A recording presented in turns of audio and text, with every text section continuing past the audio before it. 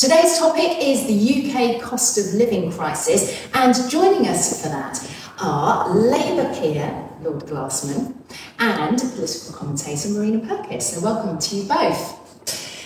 So, the UK, as we're well aware, is in the grip of a cost of living crisis. Now, just yesterday, Rishi Sunak was saying that inflation is what's to blame for this. Obviously, it's not going down fast enough, it's still really high.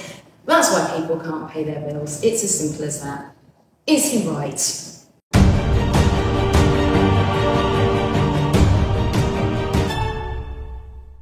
So Rishi's being Rishi, and he's being very misleading or lying, in other words. But it's reductive nonsense. So of course, inflation is a reason that people are struggling as a result, right? You know, they're paying more for their shopping, for everything, but that's just one thing. And as a government, as a state, you have got so many different levers that you can pull to make things easier for people. And every single lever that has been pulled, and I know we're going to disagree, but that includes Brexit, has led to costs being higher for consumers. It has meant the way they have governed has meant a shift in power, but also fundamentally in wealth from the poorest of society into the hands of the richest. And we're just seeing that continue. And energy bills are two big drivers of inflation. Energy bills. Our energy bills are one of the highest on the planet. Now, of course, some of that is down to things outside of our control, geopolitical, war in Ukraine. But actually, a large chunk of it is down to the very tight labour market that we've got in this country now, which is pushing up prices, which has been exacerbated by Brexit. We've also got the fact that this country's approach to energy solutions, energy storage, is even the way we cost our energy or we pay for it is completely unconsumer friendly. So just to point it on this one thing and say, actually, that's not my problem, is nonsense. And actually, we've just seen that Brexit checks were delayed. Again, I'm not sure if you saw that. Just as well they were delayed, because that would have just impacted food inflation even more. But what Rishi Sunak is trying to do there is go, nothing to do with me. It's this one thing, this one abstract thing, and I'm your man to try and fix it. Yeah, I mean, if you look over the last 40, 50 years, you see that real wages have increased by 1% and corporate profits have increased by 185%. That's the really fundamental thing. So I would dispute the idea that because wages have gone up, which is a good thing, is low wages, that causes inflation. What causes inflation is massively inflated asset prices. Houses, all the money going also into stocks and shares, and no control at all over fundamental things. I mean, our energy costs, we're not dependent on Russian oil, we're not dependent on Russian gas, or any of those things. We're quite self-sufficient, but they've put all the prices up to fit in with global market patterns. So what you see here is a rigged system where the returns to capital are the absolute priority and need to be guaranteed the greatest return at the greatest speed. And the actual substantial life, the real things in the economy, are at the mercy of the supermarkets of large corporate oligarchs. So I'm with you up to the point where I think a good thing about Brexit is the wages have gone up. I think that the huge problem that we had was a low wage economy. I really dispute the idea that in some sectors, the wages have gone up. And that will be where, for example, we haven't been able to import that cheaper foreign labour, like, for example, construction. They will see, prices go up, salaries go up. But that's been wiped out by the cost of supply chain issues, but also raw materials. And also just, they are struggling. My builder, for example, we've just had work finished on our house. He has got so much demand, but he hasn't got people to do the job. So yes, maybe their wages have gone up slightly in some sectors, but in others they're not seeing that. So there is no benefit. And also, what I would say about Brexit as well is that if you really wanted and really cared about higher wages, then my concern is, especially with the government that we've got in power now, is they talk very frequently about deregulation.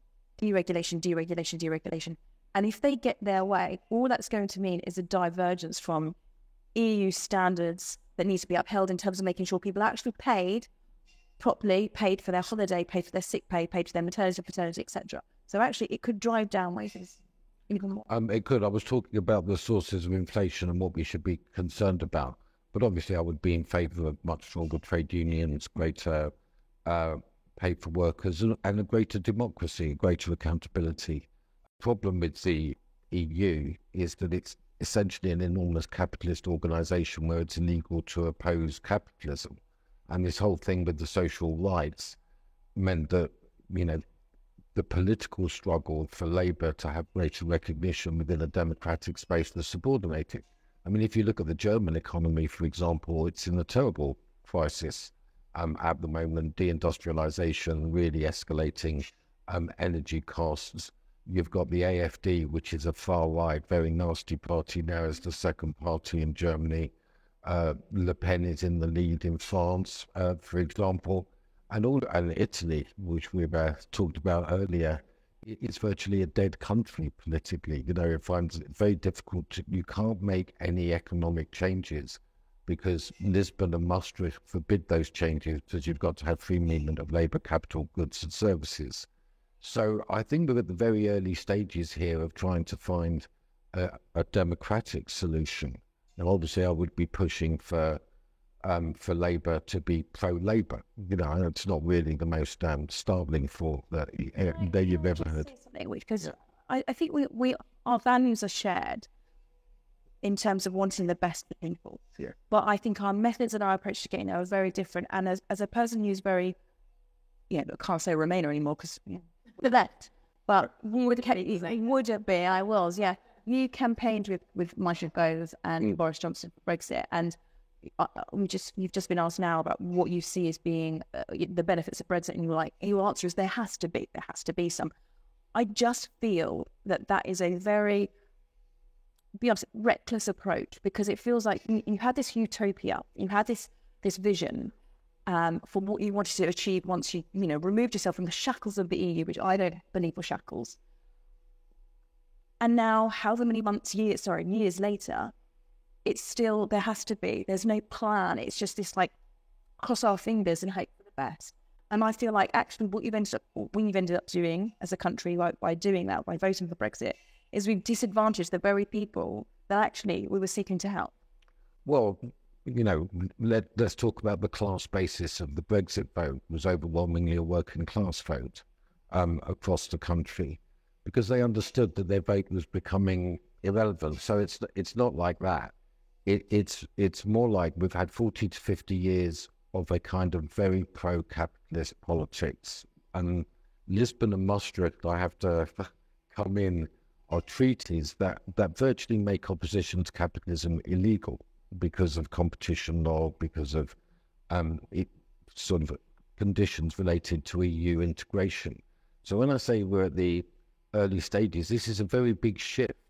But what you can see is that there is huge democratic discontent. I would obviously like to push that into a left-wing way where we can actually do things like nationalisation of water, like common ownership of energy, like house building, give preference to local labour, actually intervene in order to train people properly.